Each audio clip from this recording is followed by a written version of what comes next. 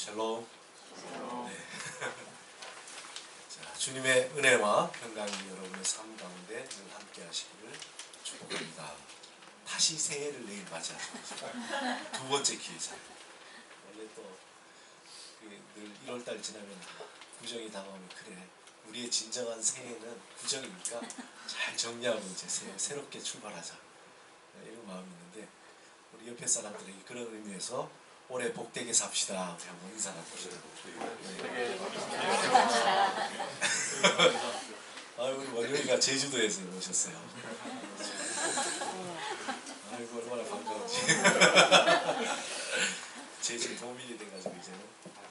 그러니까 뭐 또 부산으로 또 제주도로 또 간 사람이 명신이 또 제주도로 가고, 명절이라 오늘 텅텅 빌 줄 알았는데 이렇게 또 오셔서 너무나 감사합니다. 여러분이 서로 나누는 그 인사가 별게 아닌 것 같은데, 이게 가만히 생각하면은 깊은 의미가 있는 거예요. 우리가 이제 서로 말을 하면은 이 소리로 인해서 이렇게 울림이 있는 거잖아요. 우리 몸은 70%가 뭘로 돼 있다고요? 물로 돼 있다 그러죠. 신기하지 않아요? 이게 70%가 물이에요. 그럼 제가 이렇게 키가 이러면은 요 정도 빼곤 다 물이라는 거죠. 물로 되어 있다는 거. 그게 무슨 의미냐? 우리가 서로 말로 주고받을 때에 그 소리가 귀에 들리고, 또 우리가 머리로 저분이 올해 복되게 삽시다 라고 생각하지만, 근데 그 소리가 나에게 울리는 거죠. 이 물이 70%의 물이 진동을 하는 거예요. 그렇게 생각하면. 그래서 우리에게 들려지는 그 소리, 또 내가 내 내면의 소리를 어떻게 울리느냐, 이게 굉장히 중요합니다. 제가 자주 말씀드리잖아요. 축도가 뭡니까? 베네딕션이라고 해요. 베네딕션 용어로. 베네라는 말이 굿이라는 뜻이라고 했잖아요. 굿, 딕션, 말하다. 한마디로 좋게 말하다. 이게 이제 축도예요.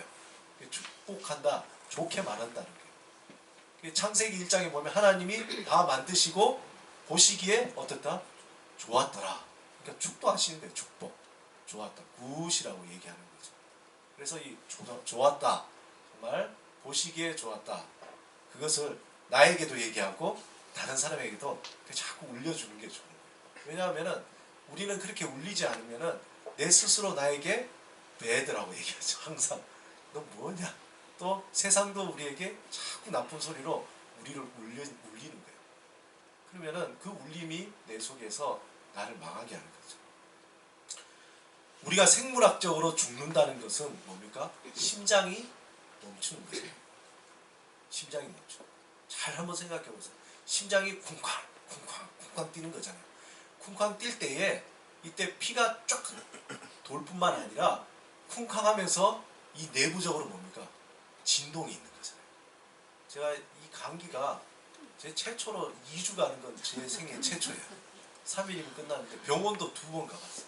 병원 가면 꼭 마지막에 저에게 청진기를 대고 여기 이렇게 막 소리를 대보는 거예요. 소리가 제대로 쿵쾅 쿵쾅 하는가, 이상한 소리 구룩구룩 소리는 나지 않는가, 이런 걸 보는 거잖아요.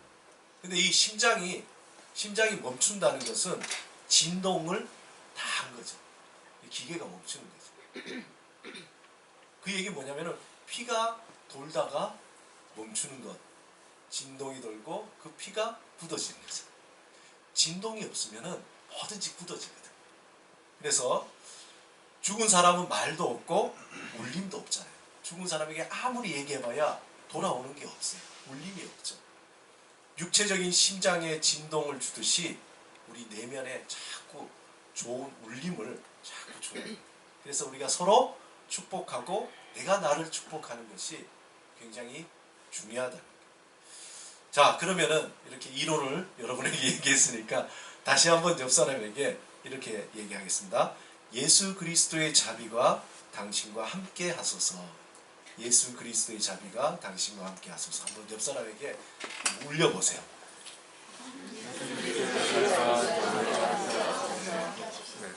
네. 우리에겐 자비가 필요해요. 하나님의 멀시, 자비가 필요해요. 이게 이제 울리는 거예요.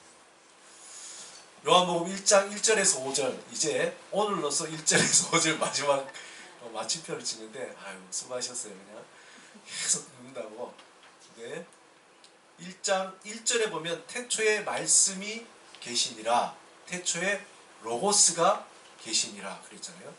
그 말씀은 천지를 창조하고 또 생명을 주시는 하나님의 뭡니까? 울림이죠. 울림. 하나님의 그 울림. 그 말씀은 우리를 살리게 하는 능력이 있다. 그게 단순하게 우리가 그냥 헛소리가 아니라 하나님이 말씀하신다는 것은 곧 실체가 나타난다. 우리가 어떤 일을 할 때에 가만히 있다가 이렇게 말하잖아요. 이렇게. 은선아 이러면 이제 은선이가 딱 깨어나잖아요. 그렇게 가만히 있다가 하나님이 가만히 있다가 살아라 이러면 이제 사는 거예요. 그런 것처럼 태초에 말씀이 있었다는 얘기는 그 말씀이 있기 전에 하나님의 침묵이 있었던 거죠. 그런데 그 말씀이 울림이 일어나면서부터 모든 것들이 깨어나기 시작합니다. 생명력들이 막 나타나는 거죠. 빛이 나타나고 하늘이 생기고 바다가 생기고 온 만물들이 막 생겨나는 거예요. 그 진동이 지금도 계속 일어나는 거죠. 그 말씀은 우리를 살리게 하는 능력이며 실체라는 것을 여러분이 믿어야 합니다. 그걸 잘 많이 생각해요. 그냥 우리가 생각하는 사운드가 아니라 실체. 그것이 우리에게 닿아지면은 이게 뭔가가 나타나는 실체라는 거죠. 또한 그 말씀은 생명이다. 그렇게 말합니다. 동시에 사람들을 비추는 빛이다. 이게 이제 요한복음 1장 1절에서 5절이에요. 그러니까 로고스, 생명조회, 오늘 얘기하는 빛, 포스. 이 세 가지가 다 같은 거예요. 누구죠? 하나님이면서 바로 우리가 아는 예수 그리스도다. 이런 거예요. 사실 이 빛에 대해서 이 주제는요 굉장히 큰 주제예요. 빛에 대해서 제가 준비하려고 찾아보니까 너무 많아서 다 읽지를 못하겠어요. 엄청 많은. 뭐냐면은 우리 인류 역사의 가장 핵심적인 주제 중에 하나가 빛이라는 주제. 우리가 지금 빛이 있잖아요. 여기 전등빛도 있고 형광등빛도 있고 이게 다 꺼지면 어떻게 됩니까? 다 사라지잖아요.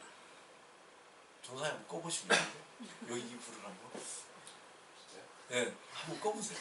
어이구 없어지는 거예요. 그냥 현재 빛이 없어지면은 존재가 사라지는 거죠. 존재가 사라져. 모든 철학적인 것, 문학, 예술, 과학 뜨거운 주제가 뭐냐면 이 빛이라는 거예요. 왜냐하면 빛이 없으면 모든 것은 의미를 다 상실해버려요. 빛에 대한 연구는 아주 고대 적부터 그렇게 빛이 도대체 왜냐하면 아침에 태양이 뜨고 지고 밤이 오고 또 빛을 통해서 뭔가가 자라나고 이러니까 그 오랜 태고적부터 사람들이 너무 신기한 거예요. 저 하늘에 떠 있는 저게 도대체 뭐냐 이거죠. 저게 뭐냐 이거죠. 그래서 사람들은 고민을 많이 했던 거예요. 그래서 저것이 뭐냐? 빛이 뭐냐? 태양이 뭐냐? 그래서 그 고대 헬라 철학자들부터 지금까지 그렇게 연구도 하고 그 주제를 가지고 뜨거운 감자로 이야기하고 있습니다. 특별히 18세기에 보면은 계몽이라는 얘기를 하죠. 계몽. 이게 뭡니까? 빛을 비추는 거죠. 그러니까 우매무지한 사람들에게 빛을 비추는 것. 어디에서? 예전에 중세 때의 암흑기. 소위 암흑기에서 빛을 비춘다. 그래서 그때 당시에 계몽 18세기에 이 빛이라는 주제가 굉장히 많이 이야기가 됐습니다. 그래서 이 빛에 대한 주제는 많은데 도대체 그럼 여러분 빛이 뭡니까? 이게 뭐 과학적으로 얘기하면 할 얘기가 많이 있겠죠. 과학적으로 빛이 뭡니까? 라고 얘기할 때 이렇게 사전에 보니까 눈의 망막을 자극하여 시각을 생기게 하는 전자기파로 빛 또는 가시광이라 부른다. 이렇게 와서 눈에 부딪혀서 보이는 가시광선. 이게 이제 빨간색부터 보라색. 보이지 않는 건 뭐죠? 적외선. 근데 이 빛이라는 것이 또 연구를 거듭해 보니까 신기한 게 보이지 않는데 이게 입자라고도 얘기하고 파동이라고도 얘기하고 뭐 등등. 특별히 찾아보니까 19세기 들어와서 교회 장로였는데 아주 천재적인 과학자가 있었어요. 누구냐면 이름이 맥스웰이라는 사람인데 이 사람은 뭐라 그러냐면 전자기파와 빛의 속도는 같다. 그래서 나중에 그 속도가 1초에 30만 킬로를 간다는 거죠. 30만 킬로. 뭐 그런 등등. 빛에 대해서 사람들이 과학적으로 많이 연구해요. 동양에서는 이 빛에 대해서 또 뭐라고 생각하냐면은 빛은 생명의 근원으로 받아들여지고 있는 만물을 생성하고 있는 에너지다. 뭐 이해할 만하잖아요. 봄이 되면 꽃이 피고 또 이 해가 나면은 모든 만물들이 다 이렇게 살아나는. 그래서 이 어떤 무한한 에너지 이런 것들로 빛을 사용했다는 거죠. 서양에서는 이 빛을 바라보면서 저거는 정말 지고한 선이다. 선이다. 그렇게 얘기하기도 합니다. 근데 특별히 중세나 이 종교 예술 속에서는 이 빛은 우리가 알듯이 그리스도의 어떤 거룩함 이런 것들을 표현하죠. 그래서 그림에 보면은 뭐가 나타납니까? 후광이 쫙, 아우라가 쫙. 그건 뭡니까? 이게 이제 어떤 하나님의 거룩함을 표현하는 그러한 요소로 보여진다. 그 중에서 하나 꼭 여러분에게 소개시켜줄 작가가 사조가 뭐냐면 테네브리즘이라는 테네브리즘. 이게 뭐냐면은 그 전에 이렇게 후광으로 이렇게 이제 뭔가 거룩함을 나타냈는데 이 테네브리즘의 대표적 시작이 누구냐면 까라바조라는 화가예요. 그 까라바조부터 그의 그림에 보면 후광은 없어. 그러나 그 그림을 보면 오묘한 뭔가 강함 그리고 뭔가 이렇게 아우라가 느껴져요. 뭘로? 밝음과 어두움으로만 딱 그렇게 합니다. 한번 보세요. 이게 이제 까라바조의 이게 의심 많은 도마라는. 자 보십시오. 우리 또 전도사님이 센스 있겠다. 보시면은 저쪽이 밝잖아요. 예수님은 보통 그림에 보면은 예전에는 성화에 보면 뒤에 후광 둥그렇게 있는데 없잖아요. 그죠? 그리고 이쪽은 어떻게 됩니까? 굉장히 어둡잖아요. 밝음과 어둠을 대조하면서 오히려 예수님이 더 부각이 되죠. 뭔가 아우라가 나타나잖아요. 뭔가 어떤 신비스러움이 있는 거잖아요. 굉장히 사실적인 것 같은데 신비스러움. 이런 거를 이 까라바조가 이게 처음 시작했어요. 이게 이제 소위 말해서 테네브리즘이라고. 여기에 영향받은 사람이 또 누가 있냐면 우리가 잘 아는 렘브란트가 있어요. 렘브란트는 까라바조에 또 영향을 받아가지고 우리가 잘 아는 돌아온 탕자죠. 이것도 보면은 어떻게 빛이 탕자와 그의 아버지를 비추고 그 외에는 뭡니까? 다 그냥 대충. 그리고 그 형이 얼굴에 그냥 빛이 딱 떨어져 있잖아요. 그러니까 뭔가 밝음과 어둠을 통해서 막 주제를 부각시키고 그 다음 그 빛을 받은 사람들에게 뭔가 메시지가 있는 거예요. 그렇게 이런 어떤 빛과 어둠을 극적으로 대조한 이런 이전과 다른 어떤 새로운 작품 세계를 열었다는 거죠. 이런 것처럼 빛은 인류 역사에 있어서 아주 뜨거운 주제였고 지금도 동일합니다. 한편으로는 이 빛이라는 것은 아무리 연구하고 연구해도 풀리지 않는 신비라는 거죠.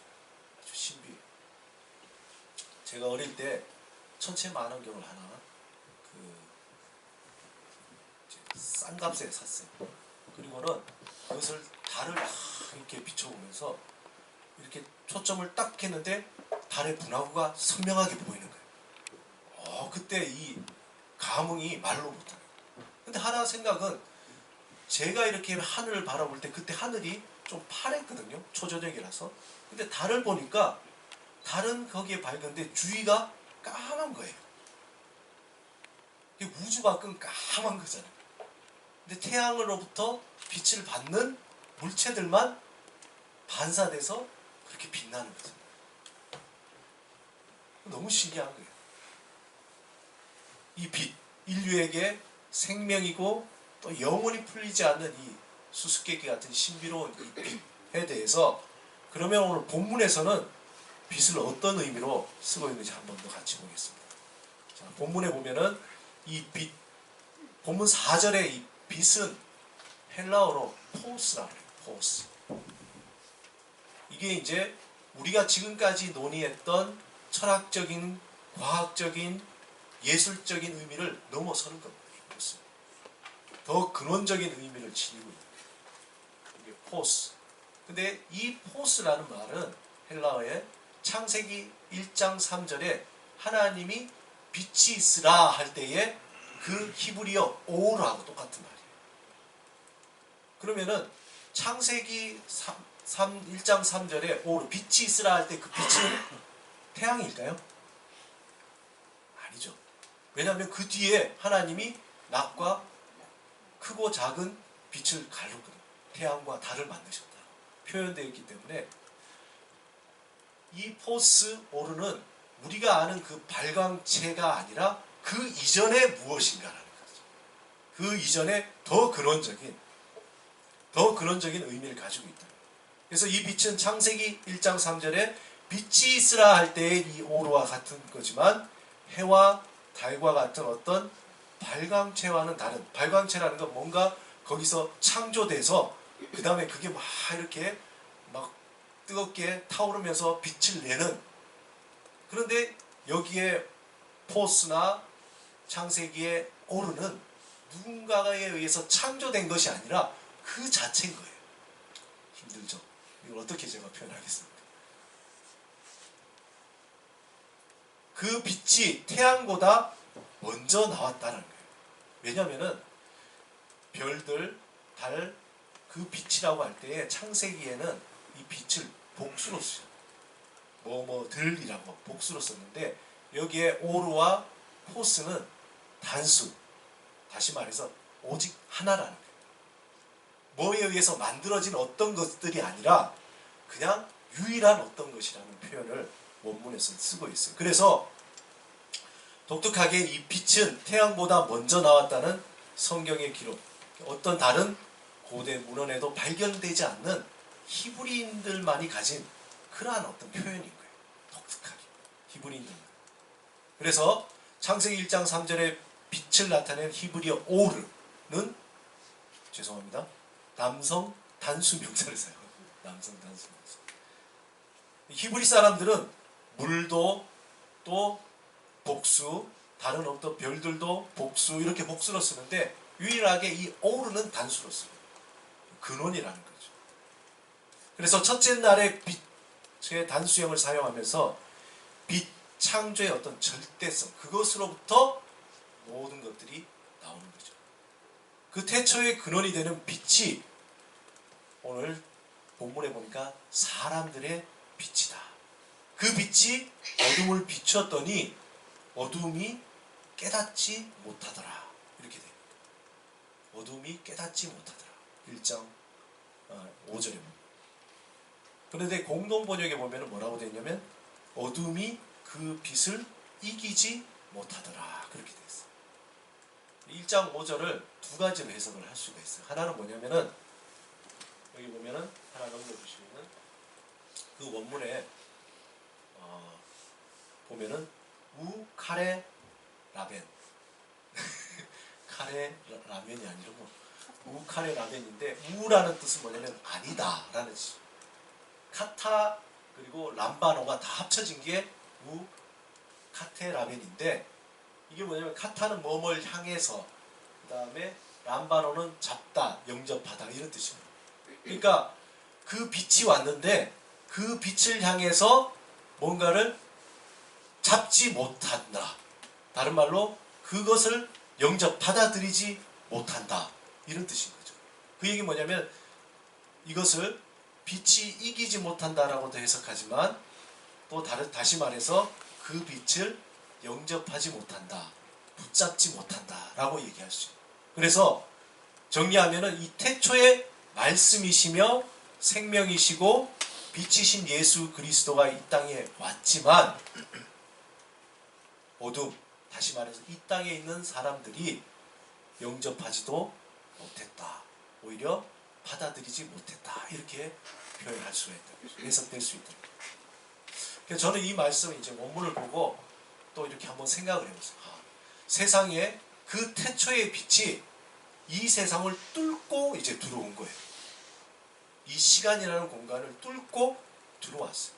아니, 이전부터 있었겠죠. 그런데 구체적으로 우리가 알듯이 그것이 육신이 돼서 이 땅에 들어온 거죠.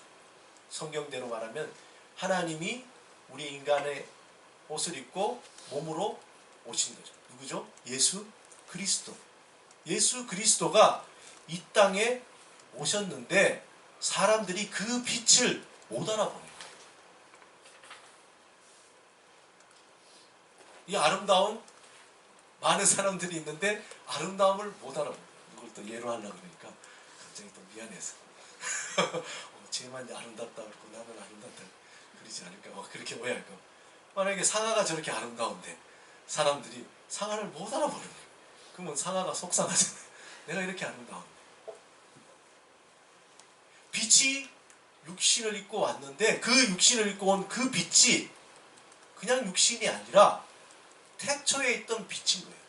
그게 로고스고 그것이 생명인 거예요. 근데 사람들이 그걸 보고도 알지 못해요. 근데 그 중에 그 빛을 보고 아는 사람이 있었죠. 그래서 그것을 영접한 자, 우카타가 아니라 카타, 그것을 향해서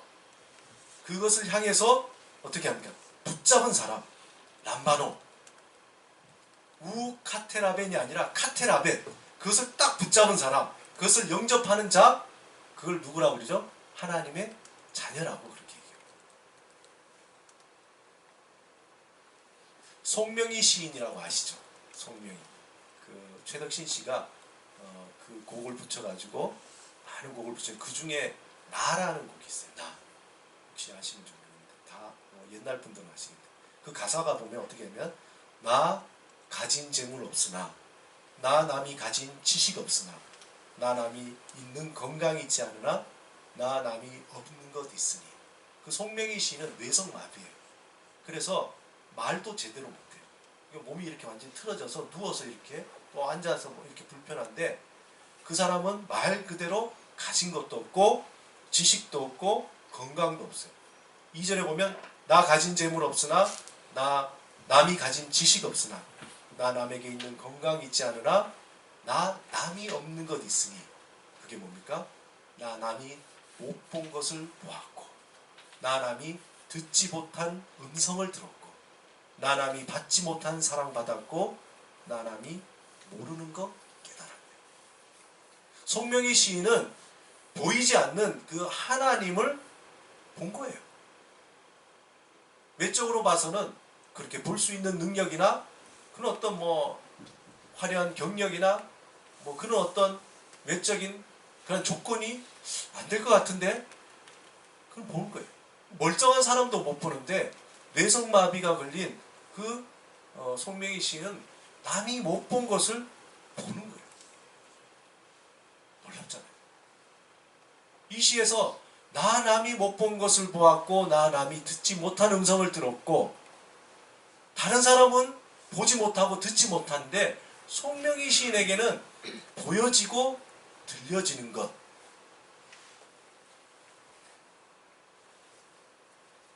그것을 신학적으로 뭐라 그러냐면 계시라고. 계시. 내가 막 보려고 해도 볼 수 없는데 하나님이 열어주시는 거예요. 열어주니까 보이는 거죠. 예전에 그 눈 위에 예수님이라는 그림 혹시 아세요? 눈 위에 예수님이라는 그림이 있는데 그 그림을 제가 중학교 때 전도사님 그 사택에 가서 우리 임원들이 이렇게 있는데 뭐 그림이 하나 있는데 뭐 얼룩얼룩 흰색 바탕에 검은 점이 얼룩얼룩 이렇게 써요.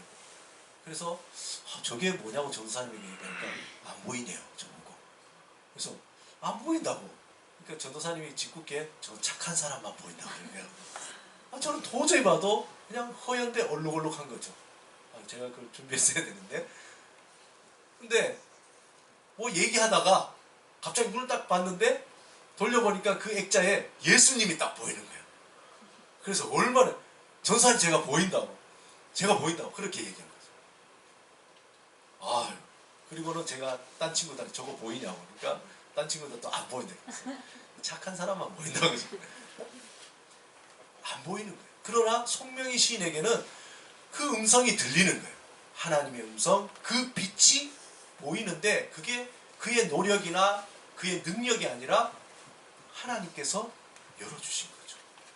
아무리 우리가 애를 써도 볼 수 없지만 그 빛은, 그 생명은, 그 로고스는 하나님이 열어주셔야 보입니다. 이번 명절 때 여러분에게 꼭 추천하고 싶은 책이 하나 있어서 제가 들고 왔는데 오래전에 여러분들 읽어보신 분도 계세요. 혹시 이 책 읽어보신 분 계세요? 네. 빛, 색깔, 공기라는 거. 이따가 혹시 빌려드릴 수도 있습니다. 아, 안 돼요? 이게 여러 번 잃어버려가지고 이 책 여러분들 꼭 한번 사서, 이 책은 그 영남신학교의 김동건 교수님이, 그 아버님이 김치영 목사님이신데 이제 나중에 암이 걸리셨어요. 그래서 암 투병하는 가운데 그 아버님과 함께 이야기하면서 그런 내용들을 이렇게 쭉 수필집식으로 이렇게 묵상으로 해서 적은 글인데,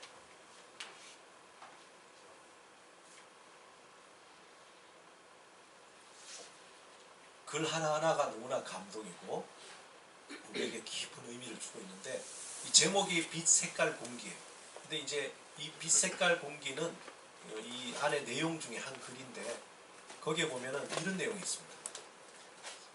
김치영 목사님하고 그 아들 김동건 이제 교수님이 이제 그 유럽의 그 파리 미술관과 박물관에 이렇게 돌아다니면서 그림을 보러 다니는데, 근데 그 그림 중에 그 김치영 목사님은 이제 그림 보는 걸 너무 좋아했고, 그 중에서 이제 인상파 또 이제 여러 가지 이제 화가들의 그림을 조예도 깊고 또 좋아했던 거예요. 그 중에 터너 그림을 봐요. 터너라는 거.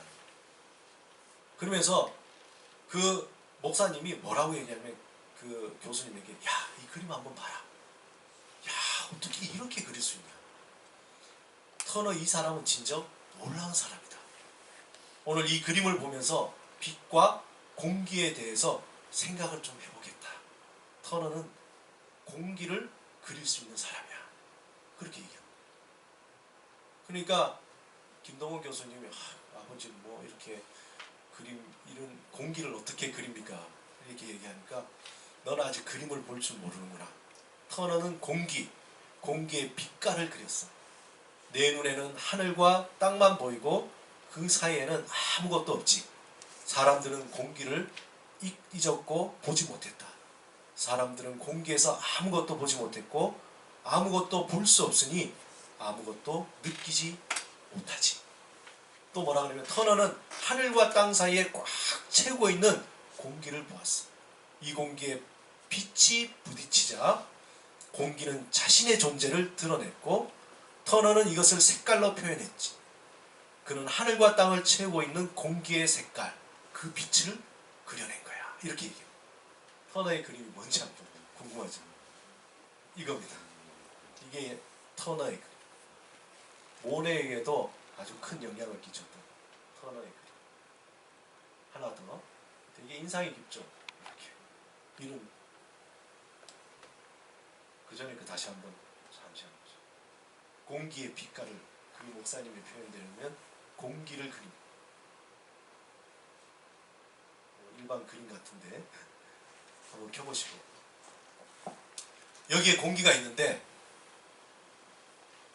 보이지가 않잖아요. 근데 가끔 우리가 저 구름에서 쫙 이렇게 비치면은 거기에 먼지들이 반짝반짝 하면서 나타나는 현상이 있죠. 그걸 이제 틴들 현상이라고 하는데, 그렇게 반짝반짝 이게 빛이 먼지죠. 그건 먼지. 그러나 공기는 아니잖아요. 공기는 아무리 비춰도 보이지가 않아요.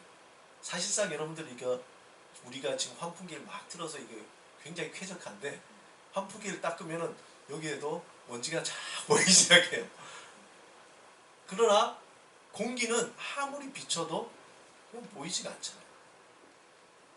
제가 이 글을 읽으면서 태초에 그 빛이 이 땅에 와서 사람들에게 비추었는데 그 사람 중에는 하나님의 사람들이 그 빛을 받았을 때 존재가 살아나기 시작합니다.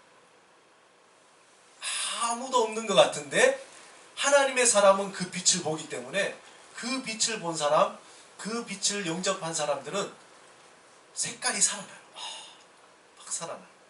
그러나 하나님의 사람이 아닌 사람들, 하나님의 선택받지 못한 사람들은 아무리 봐도 빛을 보지도 못하고 존재가 무라는 거죠. 태초의 그 빛, 생명의 빛이 사람들에게 비추어서 그 빛을 보게 되면은 그 어둠이 사라지게 된다. 어둠이 이기지 못하고 그 하나님의 백성들은 그 빛을 보며 살아나기 시작합니다. 뭐죠? 그 빛을 통해서 그 안에, 빛 안에 있는 조회, 생명이 살아나게 되죠. 그리고 로고스, 하나님의 말씀 안에 그가 살아나게 됩니다. 그 빛은 오직 하나님이 선택한 사람, 하나님의 사람에게만 보이게 된다. 우리가 성경을 아무리 막 백독 천독하고 신학책을 막 만권, 수천권, 수만 권을 읽어도 하나님이 그에게 그 생명의 빛을 보여주지 않으면은 그 사람은 하나님을 볼 수가 없어요. 이론적으로는 막 얘기할 수 있죠.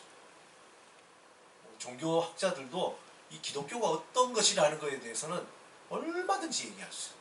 어떤 체험에 대한 것, 현상에 대한 것, 내용에 대한 모든 것들도 다 이야기를 할 수 있지만 그 사람에게는 하나님이 보이지가 않는 거예요. 하나님이 보이지 않다는 것은 그에게 생명이 없다는 거예요.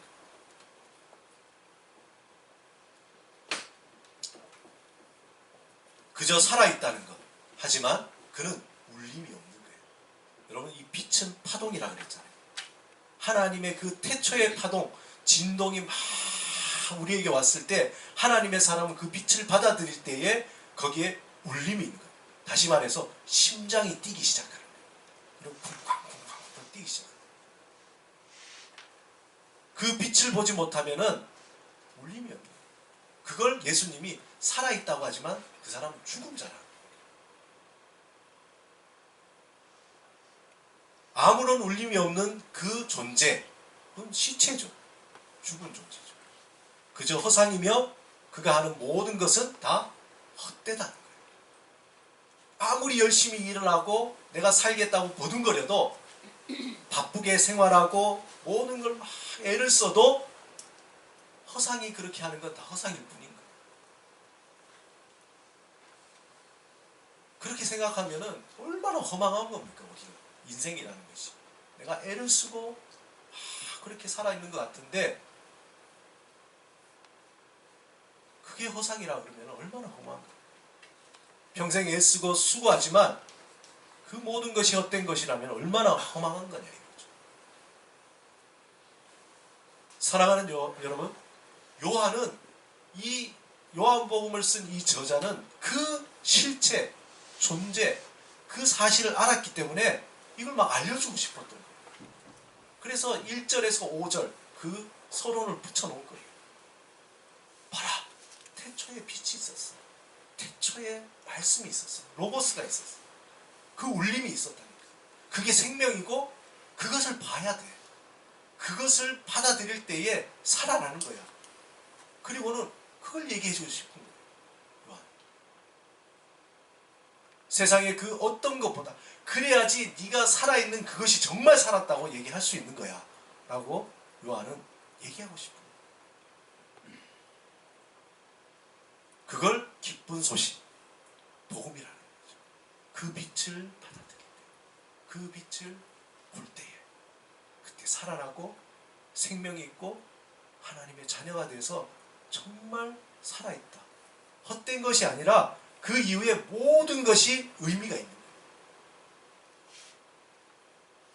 우리에게 태초의 그 빛이 찾아오셔서 우리에게 보여주시고 들려주시고 진동하게 하셨다는 그 사실, 그 빛을 보는 자, 그 생명을 소유한 자, 그 말씀이 있는 자는 이제 살았다. 살았다. 진정한 생명으로 모든 것이 생명으로 피어난다는 사실을 요한복음의 저자는 막 사람들에게 알려주고 싶어요. 그리고 그 빛이 뭐냐라는 것을 이제 6절부터 쫙 얘기를 하는 거죠. 사도 바울이 상당한 지식을 가지고 그리고 유대의 모든 전통을 알고 율법을 지켰던 그런 사람이 다메섹으로 가는 길에서 빛을 봤어요. 예수 그리스도의 그 빛을 보고는 그가 눈이 멀어버립니다. 그리고 3일 동안 눈을 뜰 수가 없었어요. 그리고는 3일 후에 다시 눈을 떴을 때 그는 이전에 사울이 아니라 새로운 사람으로 보이지 못하는 걸 보게 됩니다. 그가 예전엔 예수가 핍박해야 될 사람이었지만 그러나 그 다메섹의 그 사건을 통해서 그분이 빛이시구나. 그러면서 그가 깨닫게 된 것은 왜 하나님이 이스라엘 백성을 만드시고 왜 하나님께서 구약에 그 약속을 하시고 왜 하나님이 이렇게 예수 그리스도를 이 땅에 보내셨는가에 대한 모든 것들을 알게 된 거예요. 그리고는 그는 그가 알고 있었던 예전의 모든 율법과 모든 지식들을 다 배설물로 해요. 잘못됐구나. 이게 다 죽어 있는 거구나. 죽은 거. 그리고는 예수 그리스도 안에서 빛을 보고 난 뒤에 이제 새로운 생명으로 모든 것을 깨닫고 전하게 됐다는 것이죠. 사랑하는 여러분, 저와 여러분 안에는 태초에 그 빛이 있습니다. 그러니까 여기 앉아있는 거죠. 명절날. 왜 여기 오겠어요? 저와 여러분 안에는 그 생명의 빛이 우리 안에 있다는 것. 믿습니까? 네. 여러분 아멘 안 해도 여기 앉아있으면 보니까 그 믿음이 우리의 삶을 태초에 그 빛이 비추고 있다니까요. 지금 그 얘기는 뭐냐면 비추고 있다면은 그 비추는 그 빛으로 인해서 우리는 생명이 있고 울림이 있고 자꾸 우리가 살아나는 거예요. 자꾸 살아나. 날마다 그 빛을 우리가 바라보며 나갈 때 남이 보지 못한 빛, 남이 듣지 못한 음성을 보고 듣게 된다는 거죠. 근데 우리의 현실은 어떻습니까? 안 보이는데요, 목사님. 안 들리는데요. 어떡하죠? 안 믿겨지는데요. 때로는 당연한 거죠. 당연한 거죠. 왜냐면은 우리가 이 땅에 살고 있으면 우리를 혼란하게 하는 수많은 빛들이 있잖아요. 허상의 빛들, 허상의 소리들이 우리를 혼란하게 만듭니다. 그렇기 때문에 오늘 우리 집사님이 찬송 중에 그 찬송가 첫 번째 뭐였죠? 갑자기 까먹었다. 예. 그 뒤에 후렴에 보면은 잠깐만요. 찬송 부르다가 제가 감동해서 여기 보면은 험한 시험 물속에서 나를 건져주시고 우리 심령 아닙니까? 이런 심정을 가져야 돼요. 노한 풍랑 지나도록 나를 숨겨주소서. 주여 나를 돌보시사 고이 품어주시고 험한 풍파 지나도록 나를 숨겨주소서. 3절에 보니까 죄악길에 빠진 이 몸 캄캄한데 헤매며 부르짖는 나의 애원 뭡니까? 주여 그 빛을 계속 보게 하소서. 주여 그 음성을 계속 듣게 하소서.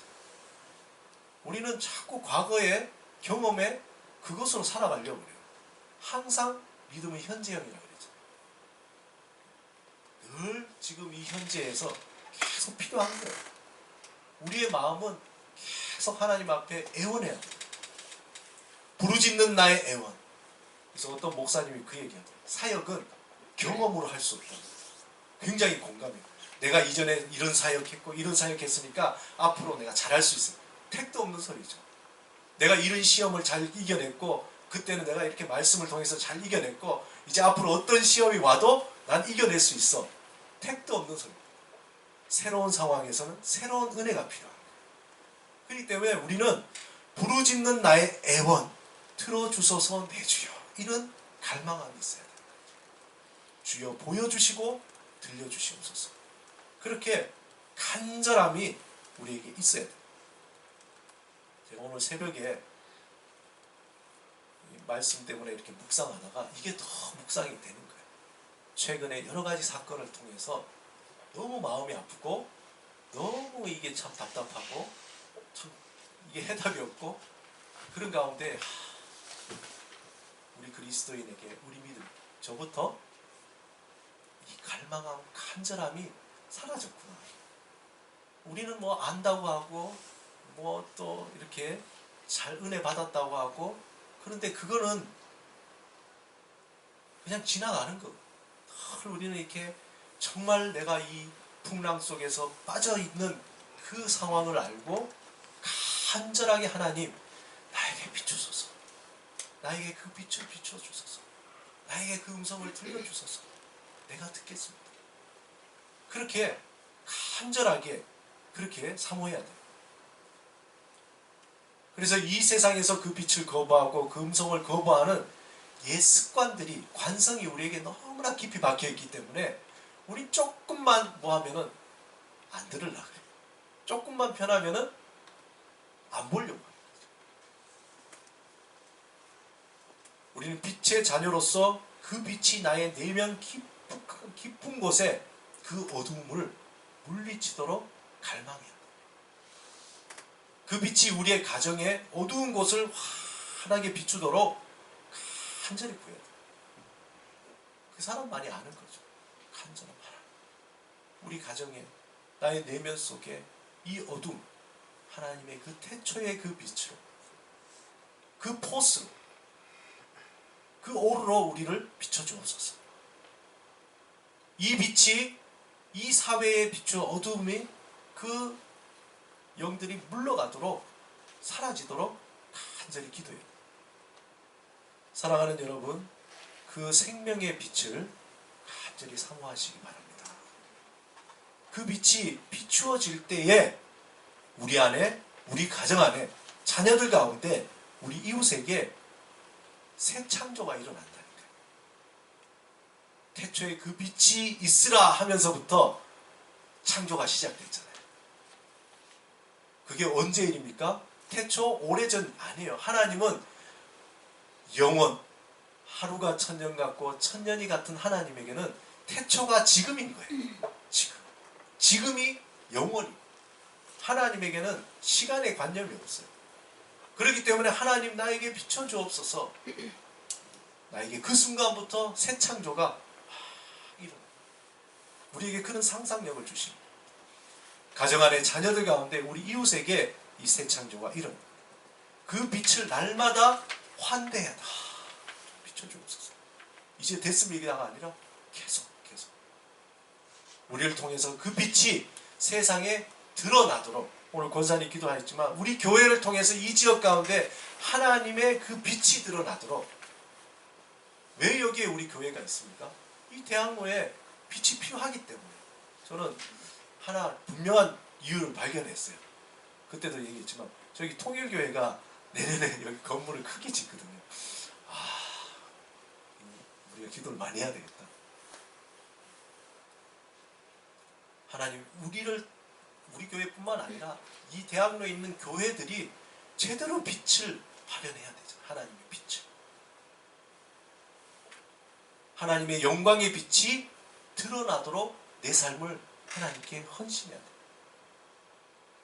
우리 교회를 통해서 이 대학로 가운데 하나님의 영광의 빛, 생명의 빛이 드러나도록 간절히 우리가 기도해요. 간절함. 뭐 그 소리는 침묵해도 되고 간절히 소리 질러도 되고 간절함이 있어요. 태초부터 있는 그 빛, 그 안에 생명을 간절히 사모하며 그 삶을 주님 앞에 드릴 때에 우리에게는 새 창조, 하나님의 새로운 생명의 일들이 일어나기 시작한다. 그 사실을 사모하고 간절히 주님 앞에 나가시는 저와 여러분이 되시기를 주님의 이름으로 축원드립니다.